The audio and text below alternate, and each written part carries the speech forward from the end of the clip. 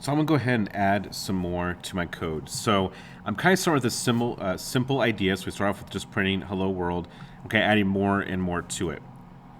So next thing I'm going to do is I'm going to be using some math as well as creating our variable. So on our screen up here, you'll see I got lines 1 through 4 in. I'm going to go here to the end of line 4. I'm actually going to give it a couple of spaces and go down to line 6. The only reason why I'm doing that is just to be sure that I kind of know, or I can pick apart my code a little bit easier. So whenever you're working with most types of codes, at least, you can have an extra line in between there if it helps you kind of separate your code out a little bit more. As a matter of fact, I think what I'm going to do is I'm going to go up here and I'm going to put another space up here as well. So that will allow me to do the print hello world. So it's kind of my first little activity someone's going to do.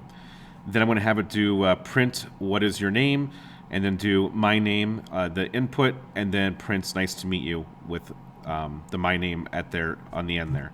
So what that will do is it'll allow us to kind of break things apart a little bit more. So on line 7, I'm going to start to go through and find someone's age. So I want to show you 2 different ways of doing this, and I'll explain what I'm going to do and the reason why. But there's 2 different ways of getting another input. So what I'm going to do is, first of all, I want to go ahead and I want to make a new variable, which is going to be born. Okay. And then I'm going to make this another input. So it's going to be very similar to what we have up above, like that. So whenever we do that and we run this, you'll see what is your name. I'll go ahead and put that back in there again. Like that.